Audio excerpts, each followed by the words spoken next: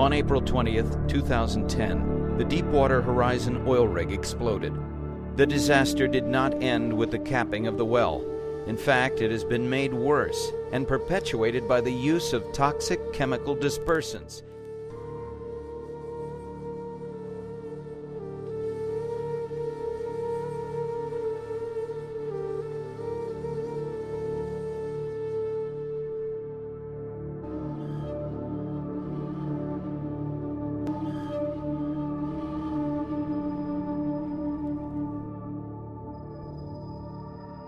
There are techniques out there which can help solve the problem, and quickly.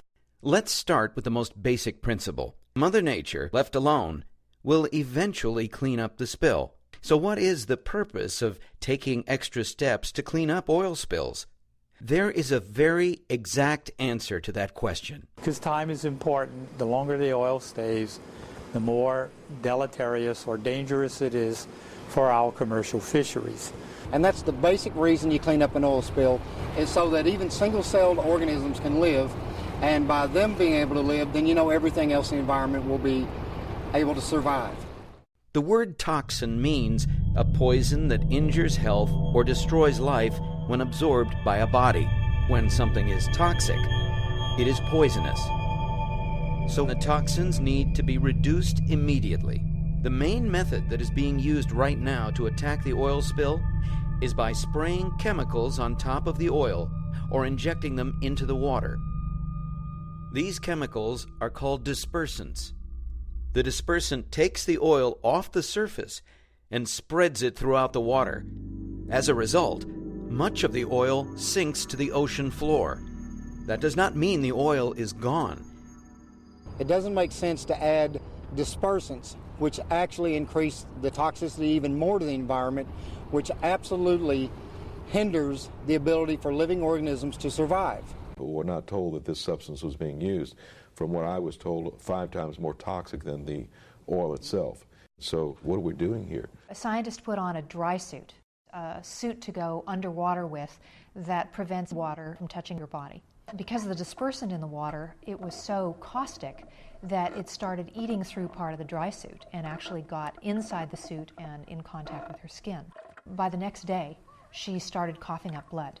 That's one of the things that this dispersant does, is it actually breaks down red blood cells and causes you to hemorrhage internally. I was contacted by companies such as Oil Spill Eater, for example, and other companies that showed and demonstrated to me that there is a non-toxic solution here. There is a scientifically proven way to help Mother Nature clean up oil spills and toxins in the environment. It's been around for 30 years. In fact, it's cleaned up thousands of oil spills. And what this technology is called is bioremediation.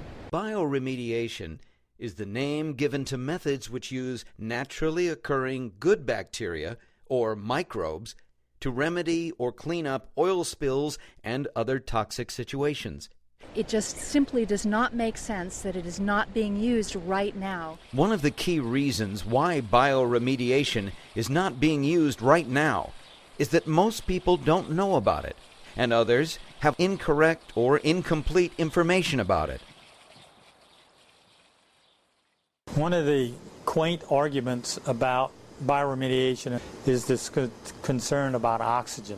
It's the oil that is using up the oxygen. It's not the microbes themselves.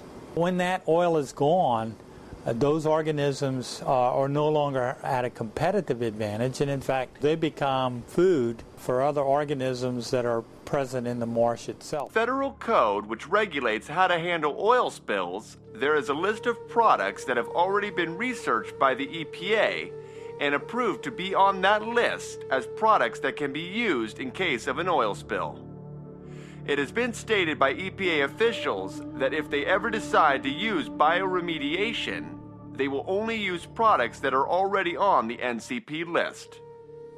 But bureaucratic barriers have been tying up the bioremediation companies to a shocking extent. After years of hard work, we're beginning to see the first signs of hope that non-toxic cleanup regulations will finally be implemented. Change is on the horizon. What we need now is widespread grassroots support to send a strong message to those ultimately responsible for ensuring that effective non-toxic solutions are used to clean up oil and other toxic spills.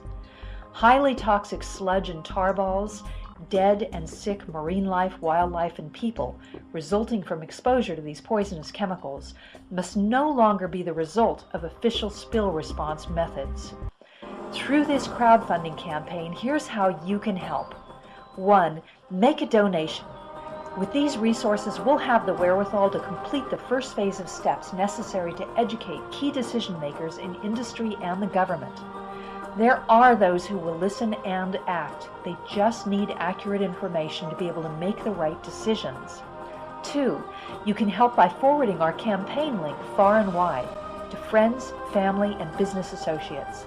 Let them know this is important to them and they need to understand what is going on and support it. 3. Spread the word of this campaign through your social media networks and environmental chat forums and ask them to do the same. We thank you in advance for your support and end this video with a quote from Dr. Lawrence Anthony, the founder of the Earth Organization. There is unfortunately no magic wand, no easy way out. We're going to have to face up to this and do it ourselves, each of us playing his or her part, each setting an example for others to follow, and demanding of our leaders that they do the same. We have a lot of catching up to do.